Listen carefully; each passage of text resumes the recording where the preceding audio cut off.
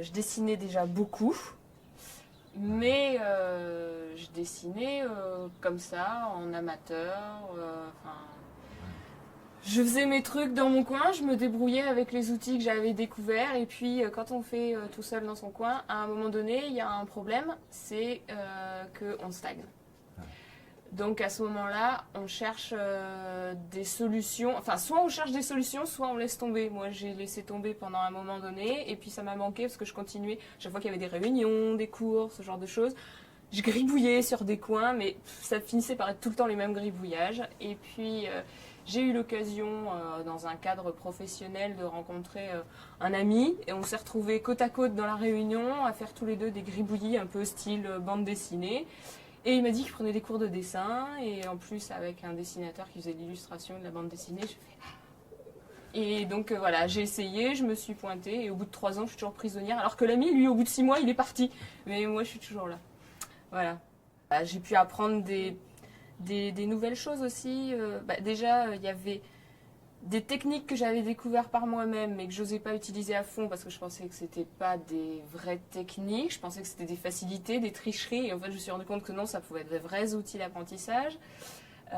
Notamment le fait de s'inspirer des dessins qui peuvent être faits par d'autres. Je pensais que c'était de la tricherie parce qu'il faut pas copier. Et puis, en fait, non, ça peut tout à fait servir à l'apprentissage. Et puis, j'avais une appréhension du pinceau, parce que le peu d'expérience que je peux avoir du pinceau, c'est quand on trempe un peu dans de la gouache quand on est petit, et puis sans plus. Je travaillais pas du tout les couleurs. Je savais pas du tout, alors c'était quelque chose, j'arrivais pas à m'en sortir. C'était ma première aquarelle avec Christophe, la première aquarelle de toute ma vie, donc ça va, c'était pas trop mauvais.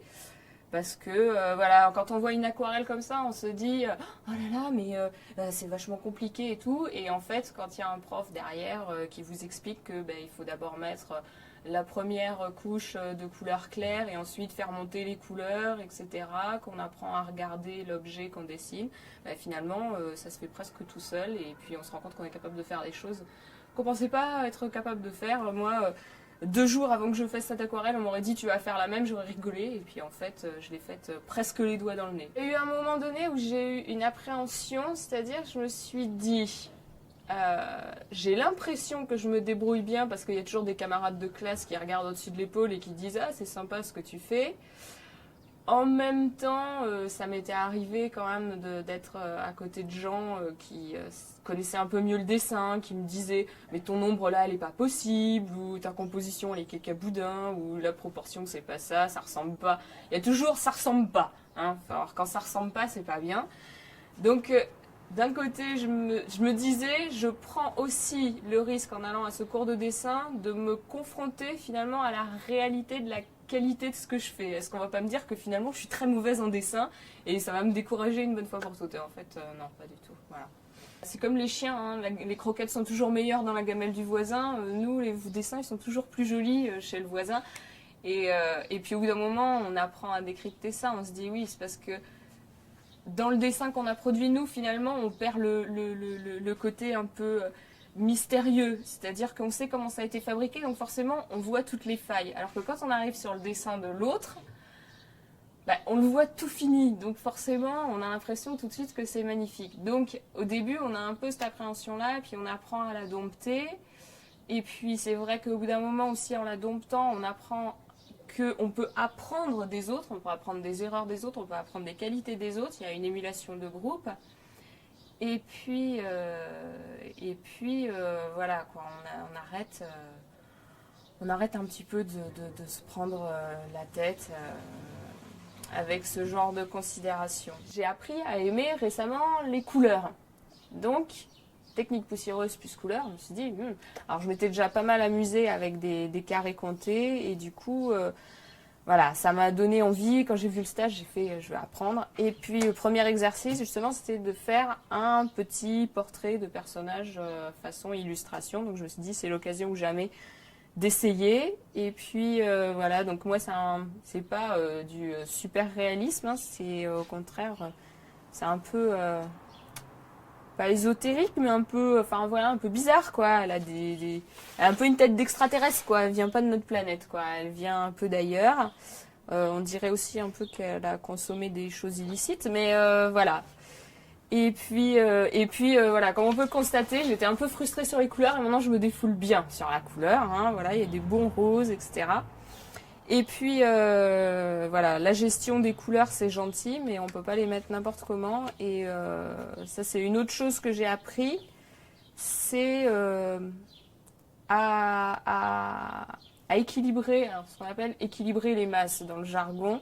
C'est-à-dire qu'un point jaune tout seul dans un coin du dessin aurait pas rendu aussi bien qu'avec un rappel ailleurs. Donc tout ce qui est composition de l'image, moi je la connaissais pour la photo, c'est-à-dire les règles des 2/3, 1/3, etc. Pas forcément pour les couleurs et les ombres. Et ça aussi, ça aide bien après pour avoir... On se rend compte qu'il y a des petites choses comme ça qu'on peut pas découvrir soi-même, ou alors par des années et des années et des années d'observation. Et qui font que quand on les a, c'est pas des recettes qui font qu'on réussit le dessin à tous les coups, mais bon, c'est tout de suite ça rend mieux, alors que c'est vraiment pas compliqué à mettre en place à la base. Voilà. La chose importante, c'est de se dire qu'on n'est pas obligé de faire un chef-d'œuvre. On est là pour apprendre et pour essayer des choses. Et puis des fois, alors au départ, on réussit des bonnes choses par accident, mais à force de pratiquer, on réussit des bonnes choses parce qu'on a voulu qu'elles soient bonnes et on a réussi réellement. Donc à partir de ce moment-là, on commence à se dire, bon, c'est là que je commence à maîtriser. Mais c'est là que la pratique est importante, ne pas laisser tomber, c'est important. Personne n'arrive à faire les choses parfaitement du jour au lendemain, n'arrive à avoir une idée en tête et tout de suite la mettre sur le papier. Quand on dit le chemin est plus important que la destination, c'est un peu ça. Finalement, l'entraînement et l'apprentissage et la pratique est parfois plus important et plus intéressant que le résultat, le chef-d'œuvre de notre vie. Et finalement, c'est en acceptant ça qu'on arrive plus souvent à avoir des bons résultats qui ne sont pas des bons résultats accidentels, mais des bons résultats qui viennent d'un processus qu'on avait décidé dès le départ. Donc voilà. Quand on est à plusieurs, on se rend compte que déjà, on n'est pas le seul à avoir des difficultés. Et puis que les autres ont parfois des difficultés que nous, on n'a pas. Et que par contre, il y a des difficultés que nous, on a, qu'ils ont. Donc on peut s'entraider. Et même si au départ, on peut avoir peur de se retrouver avec des gens... Il y en a toujours dans les cours de dessin, dès qu'ils réussissent des trucs fantastiques. Et ça peut bloquer sur le moment. Et puis finalement, de discuter avec ces personnes-là, faut à un moment donné aussi, c'est parce que l'ambiance dans les cours avec Christophe est détendue. Il y a un cours et puis il y a un cours bis qui est un peu une compétition de vannes, etc.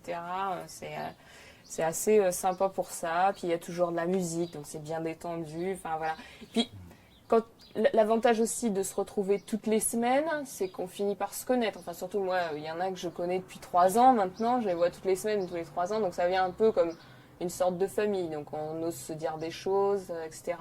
Mais même au tout départ, quand on met les pieds dans le cours de dessin, on a au départ cette appréhension de se dire, il y en a qui vont mieux dessiner, je vais éventuellement alors pas forcément être jugée, mais ils vont se rendre compte que je fais pas des beaux dessins et que je réussis pas ce que je fais, etc.